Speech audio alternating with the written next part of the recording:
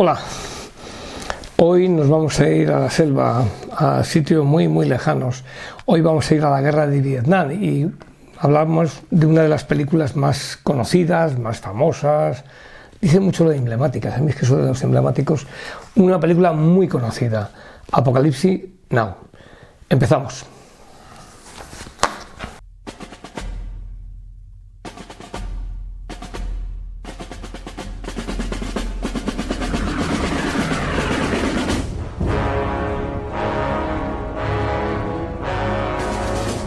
Apocalypse Now, una película del año 1979, dirigida por Francis Ford Coppola e interpretada por actores, yo creo que entonces unos emergentes, otros ya emergidos, como Marlon Brando, como Martin Sheen, como Robert Duvall, como Dennis Hopper o como un jovencísimo Harrison Ford. Esa es una película que está centrada exclusivamente, o desde el principio hasta el final, en la guerra de Vietnam.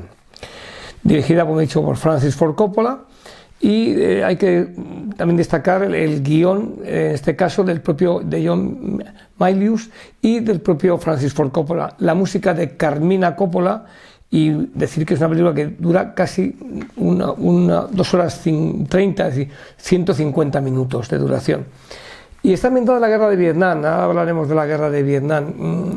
Aquí hay un capitán, que es el capitán Willard, que es interpretado por el actor Martin Sheen, que tiene la misión es un oficial de inteligencia. En el ejército, los oficiales, la inteligencia no es que sean más inteligentes, como decía uno, que son más inteligentes, no. La inteligencia lo que hacen es que precisamente procesan la información y la convierten en algo mucho más concentrado, más inteligente y más fácil de entender o de digerir por los mandos o por la gente que tiene que tomar decisiones. Eso es lo que hacen los oficiales o las personas de inteligencia. Entonces, este actor Martin Sheen recibe la orden de subir a través del río, es decir, lo que sería la parte de Laos y Camboya. Si recordáis el mapa de Vietnam, hay una serie de países que cubrían a ese Vietnam del norte, y tiene que buscar río arriba a un coronel estadounidense, al coronel Kurth. Es un coronel renegado y que tiene orden de acabar con él. Esa es la palabra, tiene orden de acabar con él, ¿no? Él tiene le dan información de este hombre, de esta enigmática figura, y conforme va viajando río arriba va viendo lo que son los territorios o los dominios de este coronel Kurth, que se ha convertido en una especie de dios para una tribu, y el territorio está sembrado de cadáveres, de miembros putrefactos, es decir, es como un ser superior que le tratan como un dios. Entonces, conforme él va subiendo por el río, este capitán Willard tiene como esa especie de fascinación, de amor y odio por una persona que ha conseguido que la gente le adore, repito, como un verdadero dios. La dirección, hemos dicho, de Francis Ford Coppola. Coppola había realizado exitosamente una de las mejores películas de la historia del cine, que ya hablaremos de ella, El Padrino, si es que se puede hablar, porque ¿quién no ha hablado del Padrino, no? Pero con lo que obtuvo en el año 1973 por El Padrino, Francis Ford Coppola lo que hizo fue que, por un lado, obtuvo dos cosas: respaldo, importante, y más en el mundo del cine, que es un mundo muy difícil, y financiación. Entonces, si tengo dinero y respaldo, puedo hacer una película. En este caso, yo diría que una desquiciante película, como es esta Apocalipsis, o Apocalipsis, depende de cómo lo queráis traducir, now, es decir, el apocalipsis ahora, ¿no? El desastre ahora. Esta grabación duró más de 2 años, o casi 2 años, en la zona de Filipinas, que tiene un paisaje o una aerografía muy parecida, ¿no? Y fue rodada en gran parte en Filipinas. Costó $32 millones. Por eso digo, tenía respaldo y financiación, si no lo haces. Y todo ese dinero se fue principalmente, aparte para los actores, que Marlon Brando estuvo muy bien pagado, pero además de eso, a rememorar 3 cosas, o sea, tres secuencias importantes. Primero, todo lo que se rodó para reproducir la visita del show de Playboy que hubo para las tropas norteamericanas. Esa es una de las secuencias que costó mucho dinero. La otra para reproducir la batalla para conquistar el puente del Dolan. Y la tercera, muy importante, que la conocéis mucho, que es el ataque de los helicópteros al ritmo de la música de la cabalgata de las Valquirias de Wagner, con ese coronel de caballería que le encanta desayunar napalm, que es el actor Robert Duvall, y que cuando se monta en el helicóptero le dice: guerra psicológica, muchacho, por aquí esta música, y vemos esa música de Wagner con todos los helicópteros cargando, incluso con esa reminiscencia del corneta tocando el toque de carga de la caballería de los Estados Unidos en la época de los indios, ¿no? Esas tres grandes secuencias fueron las que se llevaron prácticamente el ataque a la aldea está hecho muy bien para conquistar ese puente. Y decir que ese guión, como ya he comentado, lo escribieron John Milius y Francis Ford Coppola, basados en un libro que es muy conocido, que es El corazón de las tinieblas, de Joseph Conrad. Ellos hicieron su versión libre porque eran la América del 79, la América de que aún no se habló de Vietnam y la América en el que todos los grandes de Hollywood han sido relevados. Han llegado los barbudos, los Coppola, Lucas, Spielberg, lo llamaban los barbudos, igual que, si os acordáis, en los años 50 se hablaba de los tuertos, Raoul Walsh, André de Toc, Nicholas Ray, Fritz Lang y John Ford. Había 5 grandes tuertos en Hollywood, los años 50 hasta los 60, alguno aguantó hasta los 70, pero ya desaparecieron todos. Luego aparecen los directores barbudos, como acabo de decir, Spielberg, George Lucas y Francis Ford Coppola. No son casualidades, son las modas, pero unos se dan de una manera, otros se dan de otra manera. Esos 5 directores tuertos estaban en un sistema de estudios que hacía que rodasen tantas películas al año. Estos 3 directores barbudos consiguen ser sus propios jefes y ver lo que dirigen y cuándo lo dirigen y cómo lo dirigen. Se pierde ese encorsetamiento. Eso en cuanto al guión. En cuanto a la música, hemos dicho Carmina Coppola, lógicamente familia, ¿no? No digo que sea nepotismo, pero familia. Hay 3 temas aquí muy importantes, como he citado. Primero, al principio, esa canción de The End de Jim Morrison, con el bosque de las palmeras y ese ataque con napalm. El segundo, lo que acabamos de decir, la parte del ataque con los helicópteros, con la música de la cabalgata de las Valquirias de Wagner. Y el tercero, la aparición, la música tan tenebrosa, cuando aparece el coronel Kurtz, que es Marlon Brando, que está al borde de la locura. Eso en cuanto a la música. En cuanto a los actores, hemos dicho Marlon Brando. Marlon Brando arrastra papeles, fijaros, musicales, como películas como Ellos y Ellas.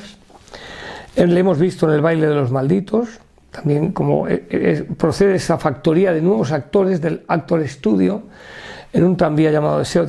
Tiene muchos registros Marlon Brando hasta que llega aquí.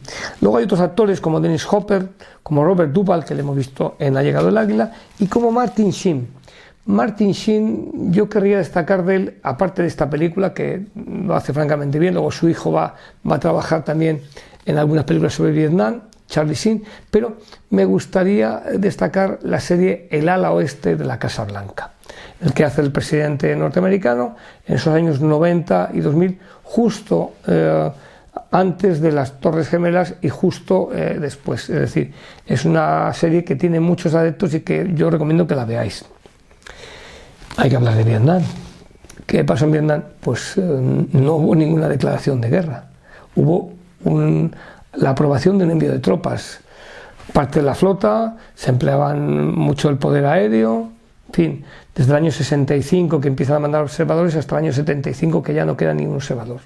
Aunque los acuerdos de paz, creo que de París, se firman en el 1973. Pero Vietnam supuso 2 cosas. 59.000 bajas para los norteamericanos, casi 2 millones para los vietnamitas. Un país partido, por arriba y por abajo, por el este y por el oeste. El empleo de un arma nueva, los helicópteros a gran escala, que demostraron que, muchos países estuvieron en esta guerra, pero principalmente los Estados Unidos. España tuvo una misión de médicos, ATS y practicantes y enfermeros de manera voluntaria como misión humanitaria, ¿no? Pero, repito, 2 millones de vietnamitas y 59.000 norteamericanos. Pero hay otro precio que pagan los norteamericanos, y es que para ellos fue, y está considerado así, una derrota militar. Y claro, una derrota militar en un país que viene de que han matado o asesinado al presidente Kennedy en 1963, han matado a todos los movimientos de impedir la segregación racial, han matado a Luther King, han matado al hermano, a Kennedy, al otro Kennedy, que era fiscal del Estado, quiero recordar. Es decir, pero es un país que ha tenido tecnología para llegar a la Luna, pero no tiene capacidad para ganar esta guerra o para cerrarla bien. De ahí que cuando llega el presidente Nixon, lo primero que va a hacer con su secretario de Estado, Henry Kissinger, es decir, esto lo tenemos que acabar.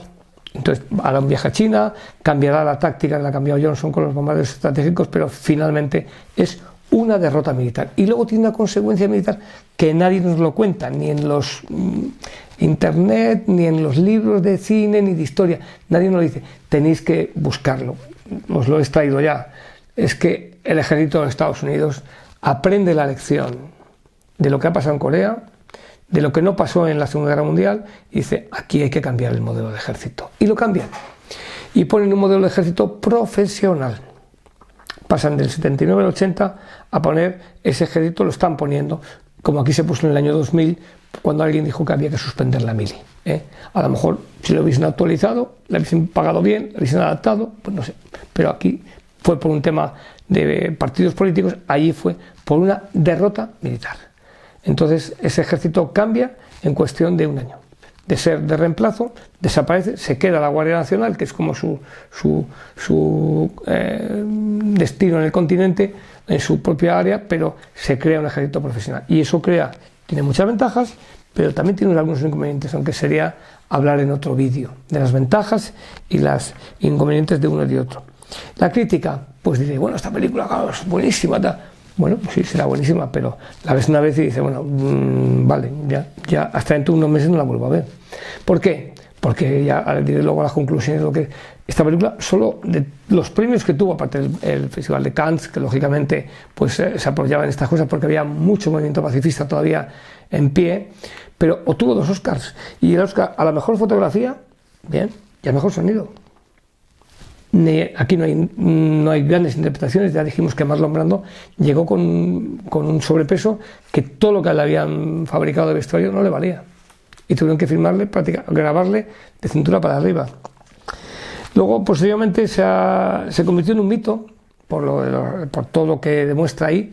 Y en el 2002 Coppola hizo una versión más ampliada con tomas que no había considerado, y se llamó Apocalypse Now Redux, que lo que tiene pues que se centra en contarnos ese desgaste, yo diría que mental más que psicológico, de esos soldados inmersos en algo que no entienden, que no comprenden. Pues digo que no aprendieron lo que esos cineastas en los años 40, John Ford, John Huston, Howard Hawks y sobre todo Frank Capra, contaron para que el soldado norteamericano entendiese, ese soldado de Arkansas, de Iowa, de 20.000 sitios de Estados Unidos, comprendiese por qué tenía que luchar en Francia. ¿Vale? Eso es lo que no hicieron en Vietnam. Y por eso esos desajustes, esa película Platoon que la hemos comentado, en el que es todo menos militares, parecen todo menos militares. Bueno, y decir que claro, esto muestra precisamente esa locura que se apoderaba, la paranoia, e incluso lo que podríamos llamar como la pérdida de la propia identidad, que luego van a contar, luego otros directores se van a atrever a contarlo, ¿no? Dice, es que allí al final luchan contra ellos mismos, ¿no? Esa pérdida de identidad está reflejada muy bien en Marlon Brando, con el Kurz, que ha perdido cualquier tipo de arraigo, y en el capitán que ha ido a asesinarle o a eliminarle, que es Wyler, que es Martin Sheen, cuando dice, yo voy a ser incapaz de volver a ser una persona normal después de lo que he visto aquí, de la barbarie que ha visto ahí, ¿no? Entonces, la crítica a veces ha considerado la mejor película de Vietnam. Yo no sé si es la mejor o la peor, aquí no salió la mejor, porque quizás hay un exceso de tal, y porque hay otras películas que me cuentan otra parte de Vietnam, con lo cual, pues me está contando una parte para que piense de una manera, ¿no? Y luego, pues también hay que un poco contar o decir cuál es lo que a mí me produce, o qué es lo que, porque cada uno que vea esta película tendrá una reflexión, ¿no? Desde luego, nadie quiere tener un vecino como el coronel Kurtz y nadie quiere tener un entorno como el que vemos aquí plasmado, ¿no? ¿Qué es para mí Apocalipsis Now? Lo he escrito para que no se me olvide ni una palabra. Es una película desbordante, sin límites, destructiva, alucinante, y yo creo que es un fresco de la catarsis, de la ruptura, del desgarro del ejército norteamericano y de la sociedad norteamericana. No nos olvidemos, el ejército es un fiel reflejo de la sociedad en la que vive. Si no es así, hablamos de mercenarios. Por eso digo, desbordante, sin límites, destructiva, alucinante y una catarsis, una fractura en canal del ejército y de la sociedad norteamericana. Ahí veis una fotografía de aquí, en este costado, del rodaje de la película. Ese que está con la barba y las gafas es Francis Ford Coppola.